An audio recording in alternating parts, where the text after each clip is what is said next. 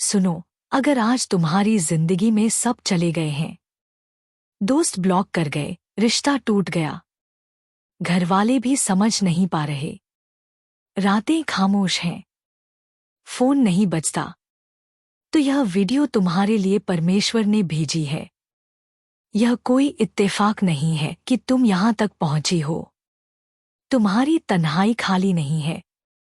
यह वो कोख है जहां परमेश्वर तुम्हें दोबारा जन्म दे रहे हैं। अगर तुम तैयार हो अपनी सबसे बड़ी ताकत को जानने के लिए, तो आखिरी सेकंड तक रुको, क्योंकि आज जो मैं बताने जा रही हूं वह तुम्हारी जिंदगी की सबसे बड़ी पुष्टि होने वाली है।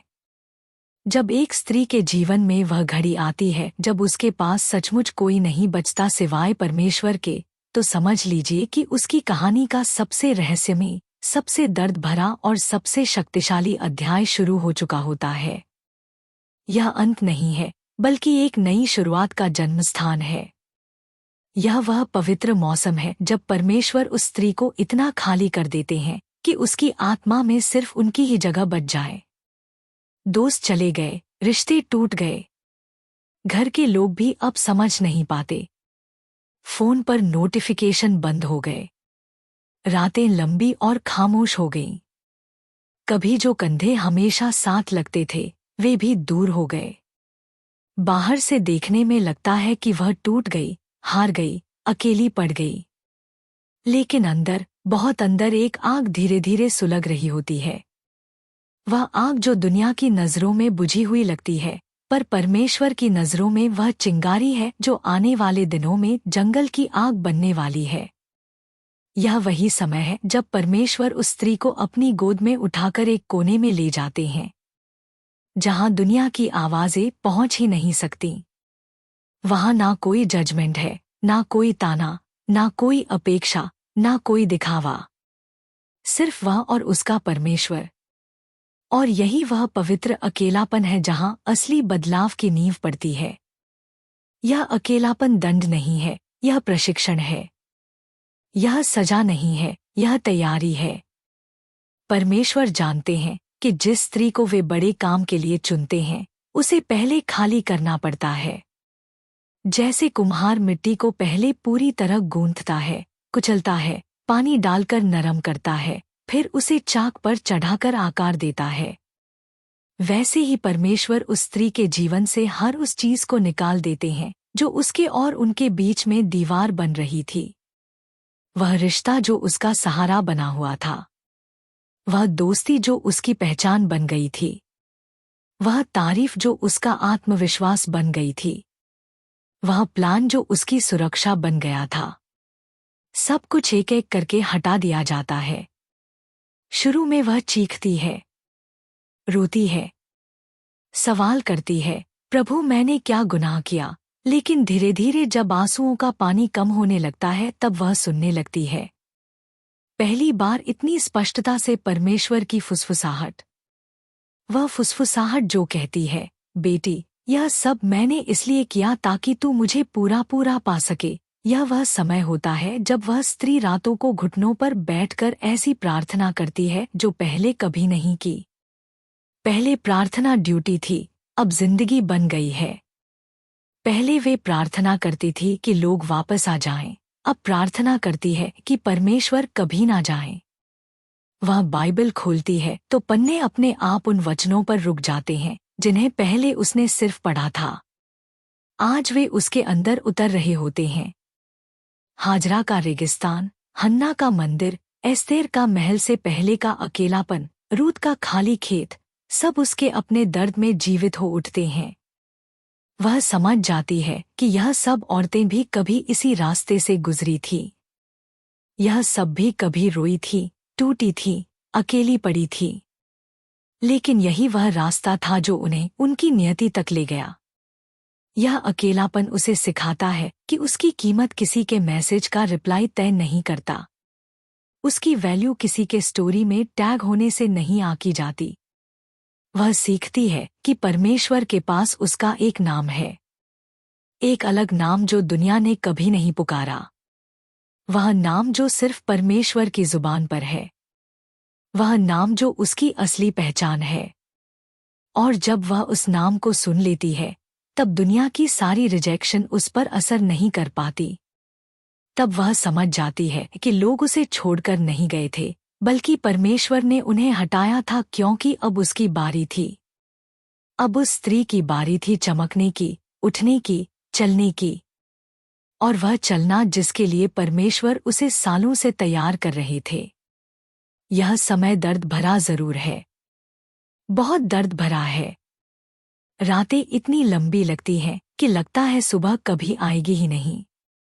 आंखों के नीचे काले घेरे, तकिया हर रात गीला और दिल में एक सन्नाटा जो चीखों से भी ज्यादा तेज लगता है। लेकिन मेरी बहन, सुन लो, यह समय व्यर्थ नहीं है। यह तुम्हारा सबसे कीमती, सबसे पवित्र, सबसे शक्तिशाली मौसम है। हर एक आंसू जो तुम बहा रही हो वह परमेश्वर की हथेली पर गिर रहा है। वह उसे फेंकते नहीं, वह उसे इकट्ठा करते हैं।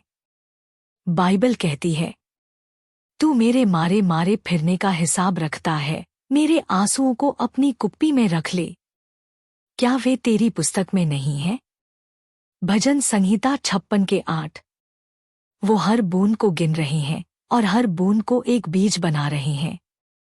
वो बीज अभी जमीन के नीचे छिपा है, दिखाई नहीं देता, पर एक दिन फूटेगा, और जब फूटेगा तो उसमें से ऐसी शक्ति निकलेगी, ऐसी ज्वाला, ऐसी चमक कि जिसने तुम्हें रोते हुए देखा था वही हैरान रह जाएगा।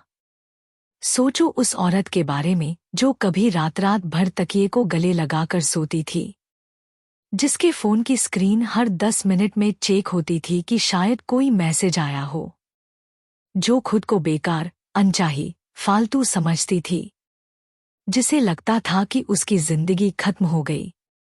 वही औरत एक दिन घुटनों पर बैठकर ऐसी प्रार्थना करेगी कि स्वर्ग के दरवाजे हिल जाएं। वही औरत एक दिन ऐसी उपस्थिति ले चलेगी कि लोग उसके पास 2 मिनट बात करने को तरसेंगे। वही औरत एक दिन लाखों करोड़ों औरतों की आवाज, उनकी ताकत, उनका सहारा बनेगी। क्योंकि जब एक स्त्री के पास सचमुच कोई नहीं बचता सिवाय परमेश्वर के, तो परमेश्वर उसे इतना भर देते हैं कि उसमें से नदियां बहने लगती हैं। नदियां जो दूसरों की प्यास भी बुझा जाती हैं। वह औरत अब सिर्फ अपने लिए नहीं जीती, वह दूसरों के लिए भी जीने लगती है। क्योंकि परमेश्वर का प्यार उसमें इतना उमड़ता है कि वह रुक नहीं पाता, वह बहता है। यह मौसम सजा नहीं है मेरी बहन, यह परमेश्वर का सबसे ऊंचा, सबसे खास सम्मान है। वो हर किसी को इस रास्ते से नहीं ले जाते, सिर्फ अपनी चुनी हुई, सबसे प्यारी, सबसे कीमती बेटियों को ले जाते हैं। यह वही रास्ता है जिससे हाजरा गुजरी, हन्ना गुजरी, रूत गुजरी, एस्तेर गुजरी, मरियम गुजरी। यह वही रास्ता है जहां कमजोर सचमुच टूट जाती हैं और मजबूत को तराशा जाता है। यहाँ साधारण औरतें खत्म होती हैं और योद्धा जन्म लेती हैं। यहाँ पुरानी वह मरती है और नई वह जन्म लेती है। यहाँ वो औरत जो कभी दूसरों की नज़रों में जीती थी, अब परमेश्वर की नज़रों में जीने लगती है। यहाँ वह औरत जो कभी लोगों के मैसेज से खुश होती थी, अब परमेश्वर की फुसफुसाहट से जीने लगती है। और जब यह नई औरत बाहर निकलेगी तो दुनिया देखेगी कि जिसे उन्होंने कचरा समझकर फेंक दिया था, उसे परमेश्वर ने उठाकर अपना मुकुट बना लिया। जिसे दुनिया ने रिजेक्ट किया, परमेश्वर ने उसे सिलेक्ट किया। जिसे दुनिया ने अनचाही कहा, परमेश्वर ने उसे सबसे ज्यादा चाहा। जिसे दुनिया ने टूटा हुआ समझा, परमेश्वर ने उसे अपना सबसे सुंदर बर्तन बनाया। वो औरत अब चलती है तो जमीन हिलती है, वो बोलती है तो अंधेरा भागता है, वो प्रार्थना करती है तो बंद दरवाजे खुलते हैं। क्योंकि अब उसके अंदर वही रहता है जो सारी सृष्टि का मालिक है। तो मेरी प्यारी बहन, अगर आज तुम ठीक इसी मौसम में हो तो एक भी आंसू व्यर्थ मत समझना। यह तुम्हारा सबसे पवित्र समय है। यह तुम्हारा रेगिस्तान है जहां परमेश्वर तुम्हें देख रहे हैं।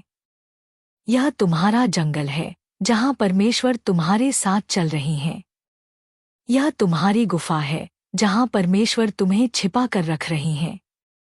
यह तुम्हारा डिलीवरी रूम है, जहां परमेश्वर कुछ बहुत बड़ा जन्म दे रहे हैं। परमेश्वर तुम्हें छिपा नहीं रहे, तुम्हें चमकाने के लिए तैयार कर रहे हैं। तुम खाली नहीं हो रही हो, भर रही हो। तुम टूट नहीं रही हो, तराशी जा रही हो। तुम कमजोर नहीं पड़ रही हो, तुम्हारी जड़ें गहरी की जा रही हैं। हर रात जब तुम रोती हो, परमेश्वर तुम्हारे बगल में बैठे होते हैं। जब तुम्हें लगता है कि कोई नहीं सुन रहा, परमेश्वर तुम्हारी हर सांस गिन रहे होते हैं। जब तुम्हें लगता है कि तुम अकेली हो, परमेश्वर तुम्हें गोद में उठाए होते हैं। वह तुम्हें देख रही हैं। वो तुम्हें सुन रही हैं। वह तुम्हें प्यार कर रही हैं। और वह तुम्हें तैयार कर रही हैं उस बड़े काम के लिए जिसके लिए तुम्हें इस दुनिया में भेजा गया है। और जिस दिन यह मौसम पूरा होगा, जिस दिन तुम बाहर निकलोगी, तब दुनिया देखेगी कि अब तुम पहले जैसी नहीं रही। अब तुम आग हो जो जलाती नहीं, रोशन करती है। अब तुम प्रकाश हो जो अंधेरे में रास्ता दिखाता है। अब तुम नमक हो जो जिंदगी में स्वाद लाता है। अब तुम परमेश्वर की वह चुनी हुई, अभिषिक्त, अपराजय बेटी हो जिसे ना रुकाया जा सकता है, ना रोका जा सकता है, ना हिलाया जा सकता है। क्योंकि जब एक स्त्री के पास सिर्फ परमेश्वर रह जाते हैं, तो परमेश्वर उसे ऐसा बनाते हैं कि उसे फिर कभी किसी और की जरूरत नहीं पड़ती। वह खुद पूरी हो जाती है। वह खुद पर्याप्त हो जाती है। वह खुद सामर्थी हो जाती है। क्योंकि उसमें वही रहता है जो सारी सृष्टि से बड़ा है। तो आज से यह बात अपने दिल पर लिख लो। मैं छिपी हुई हूं लेकिन पवित्र हूं। मैं अकेली हूं लेकिन परमेश्वर मेरे साथ हैं। मैं रो रही हूं लेकिन मेरा हर आंसू एक ताज बन रहा है। मैं टूट रही हूं लेकिन मुझे तराशा जा रहा है। मैं अभी दिखाई नहीं दे रही, लेकिन जल्द ही पूरी दुनिया मुझे देखेगी। अगर यह बात तुम्हारे दिल के सबसे गहरे कोने तक पहुंच गई है, अगर तुम्हारे आंसुओं में आज थोड़ी सी उम्मीद जागी है, तो अभी इसी वक्त 3 काम करो। कमेंट में पूरी शिद्दत से लिखो, मैं छिपी हुई हूं लेकिन पवित्र हूं। मैं तैयार हो रही हूं। इस वीडियो को अभी उस हर बहन के पास शेयर करो जो आज अकेले में रो रही है, जिसे लग रहा है कि उसका अंत हो गया। उसे बताओ कि उसकी सबसे बड़ी शुरुआत हो रही है। और सब्सक्राइब का बटन दबा दो, क्योंकि आने वाली हर वीडियो तुम्हारे इस मौसम को और ताकत देगी और तुम्हें याद दिलाती रहेगी कि तुम अकेली नहीं हो। परमेश्वर तुम्हें अभी गले लगा रहे हैं। तुम चुनी हुई हो। तुम कीमती हो। तुम आने वाले दिनों की योद्धा हो।